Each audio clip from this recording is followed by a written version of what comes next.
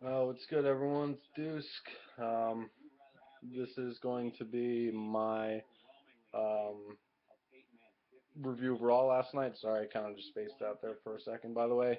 I know it's a little late, but first video of 2014 for the Dusk, so Happy New Year to all you guys, and hopefully 2014 is a great year for all of us, and in WWE wrestling, as a whole. So far it's off to a good start. I was gonna do the review last night. But I was so tired. Uh, I passed out after the show ended and didn't get a chance to do it. And I was working today, so figure I'm gonna do it now. But um, yeah, I really wanted to comment on this Raw because I liked what happened in the main event was just awesome. I mean, that was an unbelievable crowd, and Providence always has great wrestling fans. I went to the last Backlash in 2009. It was at the Dunk, same place. And on the same night, Christian won the ECW title, Edge won the World Heavyweight Championship from Cena, and Randy Orton won the WWE title back. And the crowd went nuts when Orton won and Edge. It was anti-face crowd basically. It was great, and Christian got a huge pop. It was just, I mean, so those crowd, Rhode Island definitely has some good wrestling fans. And it's a small. I've been to that. My dad's side of my family lives in Rhode Island, so I'm up there a lot. And I used to go. My grandparents used to have season tickets to Providence College Friars b-ball games, so I would go to the Dunk for all the home games basically. And but yeah, it's really not that big of a venue. It's like 13,000 people most it seats, 12, 13,000. So, but that's why it was so even louder, than it usually would have been last night. But Raw. Um, Basically, main story, Daniel Bryan. Uh, I had a feeling it was going to happen soon, and to be honest, I was kind of looking forward to seeing where this angle would go with the Wyatts. I knew it wasn't going to last. Probably it wasn't permanent. But Daniel Bryan, basically, the real Daniel Bryan is back. He turned on the Wyatts last night, and he even took off his Wyatt garb and had his regular, red and black and all that trunks on underneath his boots, and he kicked some ass.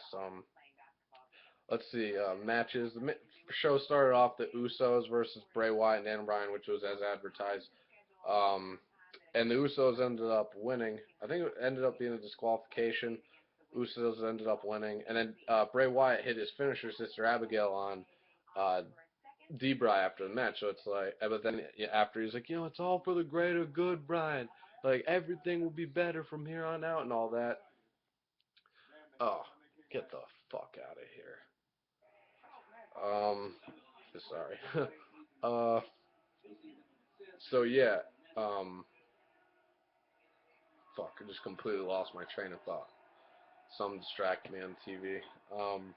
Talking about the Wyatts and Dan and Bryan. Yeah, hit him with Sister Abigail after he's like, everything's gonna be all right for the greater good, and he walked off with him like he did when he joined them like 2 or 3 weeks ago.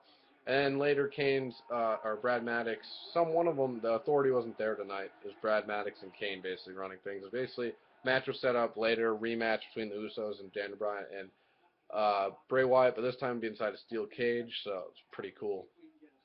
Um, let's see, Cena beat Sandow in a pretty good match. It just sucks that Sandow will never get a clean win over Cena, and for that matter, he may not get a clean win anytime soon. I mean, I just don't understand. The guy wins Money in the Bank last year, didn't cash in successfully. Of course, Cena had to, bury him. Then it just sucks. I mean, where's his career going now? What does they have planned for him this summer or basically this year? I would love to see him, get a title opportunity and just, involved in a good program or something. But I don't know. Who fucking knows? The way they misuse talent. So, what else? Yeah, CM Punk and the New Age Outlaws versus the Shield rematch from SmackDown, and I always enjoy when the Outlaws come back to wrestle because you never know how many more times they'll make these appearances. So that was pretty awesome. Um, Even though they're both back with the company now, pretty sure. Uh, so that was a good match up until Punk going to make the tag, and Billy Gunn and Road Dogg just stepped off the apron, turned their backs, basically walked out, and the crowd was booing. There was even a New Age Outlaws chant going while they were, before the match ended. They were over as hell still, obviously. Um, but yeah, they turned on us Punk and just walked to the back. Didn't even say anything. No mannerisms. No, you know, no words spoken, nothing. They just headed to the back, and as soon as that happened, I knew what was going on. They were starting to set up for the Triple H Punk feud, for their match at WrestleMania 30. That's pretty much set in stone. I think they said that's like the only match set in stone right now for WrestleMania. But yeah, I mean, obviously it's gonna play out. You know, Triple H told Billy Gunn and Road Dogg to leave, to stab Punk in the back and all that, leave his side. So it should be good. It should get good over the next couple of weeks. Triple H and Punk feud heating up. Uh, let's see. Randy Orton faced Kofi Kingston. Orton was over. The crowd was chanting Randy Orton. At some points, an RKO. It's just it's been refreshing, man. I love heel crowds. I know a lot of people, have a lot of opinions on them, but I personally love them. They're just more entertaining and they're more into the show. And yeah, Orton was getting some cheers, and he was dominating the whole match. It was a good match. He started dominating Kofi in the beginning. I thought it was just gonna be another burial of poor Kofi, but because Kofi was clearly not the fan favorite in this match. He hit boom drop. Hit all of his, signature moves, and then, yeah, Randy was going for the second rope DDT, and then Kofi got out of it, hit the SOS, 1, 2, 3. I was shocked as fuck. I was not expecting Kofi to pull out the win, but in all honesty, and Orton's my favorite wrestler, so, I mean, he's champion right now. I'm satisfied with that. I'm not going to get pissy and moany over a loss to Kofi Kingston. Fact of the matter is, I'm actually happy Kofi got this win. And because I know a lot of people will thought, oh, it's 2009 all over again, burial, here it comes. But hey, and including me, I didn't think Kofi had a fucking shot in hell. And sure enough, SOS 1, 2, 3. I couldn't believe it. And Orton had sold the defeat really well. The shocked look on his face, and yeah, it completely took me by surprise. It came out of nowhere. And apparently, word on the street is, from what I've been hearing today, is that Kofi Kingston apparently, creative has made it a top priority to push Kofi, and apparently he's due for a new attire, new entrance music, and possibly a new gimmick. I don't, or maybe face heel turn. I don't know, but apparently he's getting new music, new trunks or whatever he's gonna wrestle in now. And yeah, apparently they said that's a top priority in creative is to push Kofi. And hey, you know what? It's about fucking time. The guy has paid his dues. He's been here since 2008. Hasn't really had any major storylines. His biggest one was probably against Randy Orton that never ended up really happening, because after Orton beat him at TLC that year. God, I remember that DDT delivered to him after the match off the top rope. That was just vicious. Spiked on his head. But yeah, so, hey, man, good for Kofi. He's, a lot of the faces, I like my fair share of heels, and also, of course, I like my faces too. But there's some faces who are just too goody two shoes for me, and just kissing up to the crowd, getting cheap pops. Cena. But Kofi's a guy, he seems cool. I like his style. I like he's a good wrestler. I love his high flying shit. Yeah, he's a good worker, to be honest. Puts on good matches, some good spots in Money in the Bank matches. So I'm all for it, man. Let's see where they go with this. Good for Kofi. Fucking awesome way to start off the year for him. Dolph Ziggler, obviously nowhere to be seen. Real quick, one thing I'm gonna, because of Ryback and Curtis Axel lost to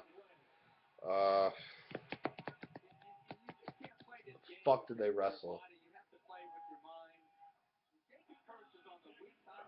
God, this drives me nuts. Oh my God, this is irritating. Sorry guys, I'm gonna bring up like Raw last night and all that because it's just fucking irritating me. I can't believe I can't remember that. Let's see.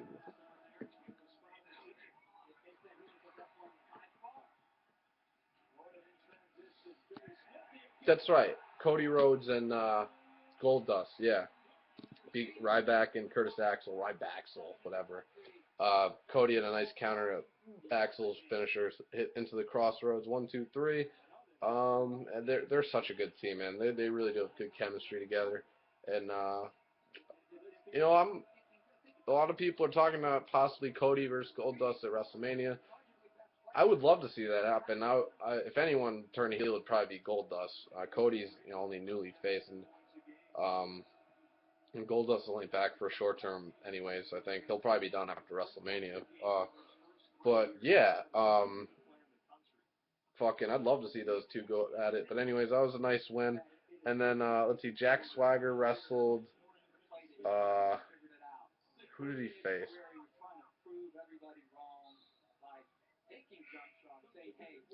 God, so frustrating. Um, Swagger face. I forget who Swagger faced, but after the match, oh, Swagger faced the was it Big Show? Yeah, Swagger and Big Show. That's right. And Show won with a choke slam. Personally, I'm a huge fan of the Real Americans. I don't think they're getting the credit they deserve, and I want to see them as the tag team champions. I hope they don't split that team up anytime soon. At least before Cesaro gets his singles push, or that is, give them a run with the belts. And Swagger got choke slam 1, 2, 3, and then Show after the match. I don't know why he knocked out Zeb Coulter, KO punch. JBL was just not having it. It was pretty hilarious. Um, but yeah, then back to the Orton Kofi match. Actually, um, after the match, Kofi won. Orton's like losing his shit. He can't believe it. So his music stops after the match. Whenever someone's music stops after the match and the camera doesn't cut away to someone backstage, something's gonna happen. So his music stopped playing. He's running around ringside just like, fuck, I can't believe I fucking lost. Like, motherfucker, and like, his Randy faces and all that, and he was like telling the crowd to shut up, and he was walking in front of the ring on the camera side, and all of a sudden he reached over the barricade, and at first I was like, whoa, what the fuck? And he starts hammering John Cena's dad, because he's from Providence, he's from Massachusetts, it's only a little way up the road. Cena's dad was in the front row, and Orton just started pummeling him, and then one of the WWE security guards had to pull him off of him, but I mean, it kind of sucks that they were rehashing, the stuff from the '07 storyline when he took Cena's dad out of his seat and kicked his skull in. Fucking brains everywhere. Obviously, it's PG now, so they probably couldn't do that, punt him. Even though, I don't know, who knows. Uh, so punching us was fine, but I enjoyed it.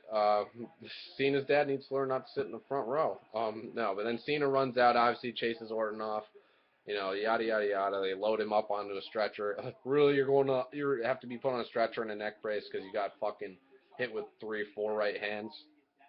Granted, maybe they connected, but I mean, come on. So, anyways, that just adding more fuel to the fire with these two. There's a couple weeks left before the review. The Rumble, the 26th. Today's what, 14th? Yeah, 2.5 more weeks basically. Uh, so yeah, that was cool. Orton Cena feud, and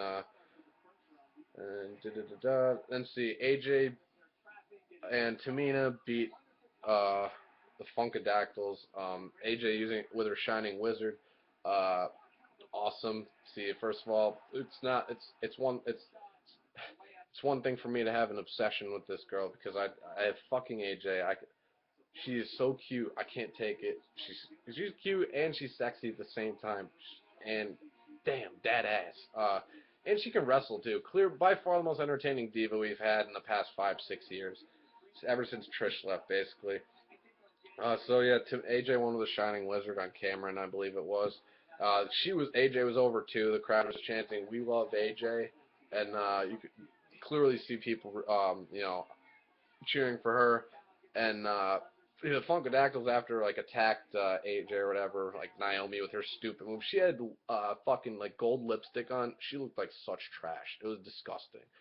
I'm not a fan of them at all. Just get the fuck out. Then the crowd was booing when they were attacking AJ, so I was like, yeah, no one gives a fuck about you Funkadactyls. Exactly. It's all about AJ. But interesting, during this match, we saw the debut of NXT diva Emma. She was in the crowd holding a sign that said Emma Taining, and she had a shirt of hers on, Emma's shirt on or whatever. And obviously, this was the start of her debut. That's what they do with the young guys. They'll have them, be in the crowd or whatever, the developmental guys, and just plant. Basically be plants. So Emma had a sign up said Emma Taining, and she's a cutie too. She's from Australia, I believe. That's what I heard. So yeah, I've seen her,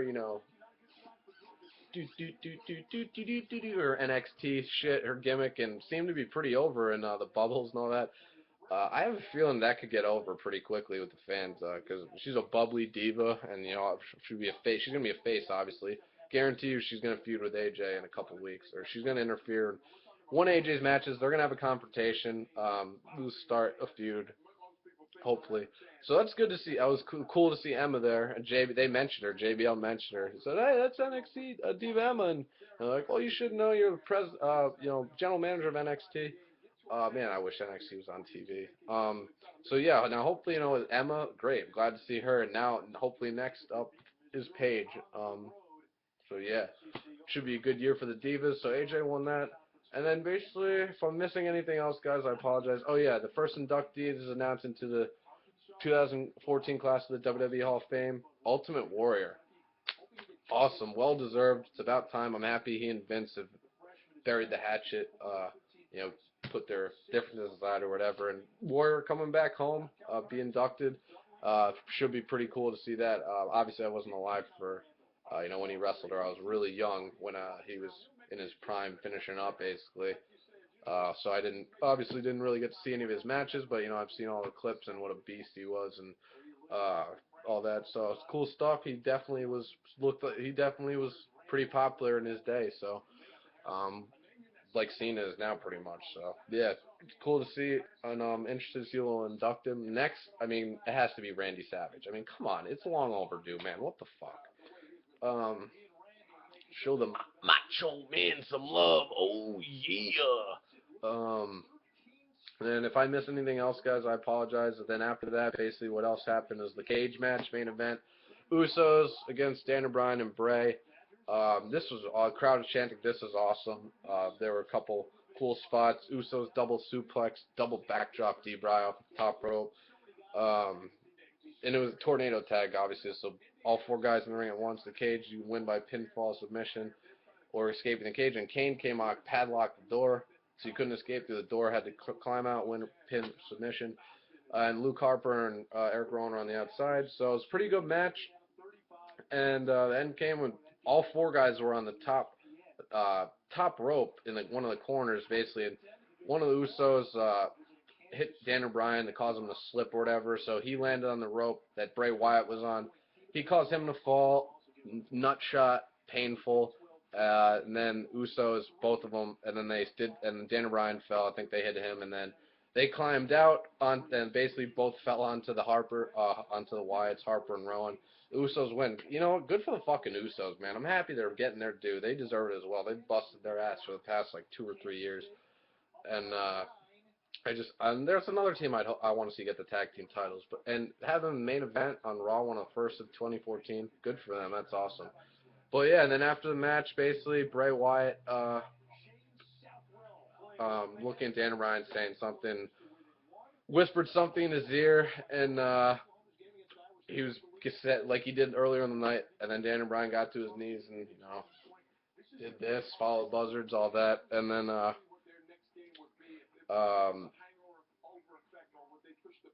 yeah, and so Bray Wyatt was about to hit him with Sister Abigail like he did earlier, but he slipped out of it, and the crowd, as soon as that happened, the crowd went fucking shit.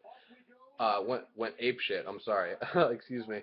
Went ape shit, and then he didn't even say anything. He just kind of stared at him, which apparently he suffered a concussion last night during that match, and he said he doesn't remember much about the night, so could have been the adrenaline. But yeah, so he slipped out of that, and then Bray Wyatt's like, "Oh, okay," like the fucking sicko he is, and like, "Hi, Kay, I see you," and like all that, and he got on his knees. He's like, "Come on, Daniel, like hit me or whatever. Like I know you want to. It's okay, like do it."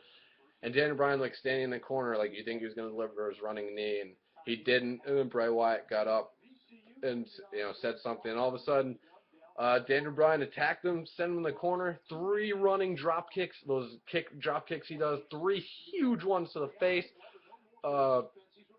Just started beating the shit out of him. He took off his tire, and underneath, like I said, he had his regular gear on, and he just started going to town on Bray, and he ended up nailing him. The Wyatts tried to climb up on the cage to help Bray.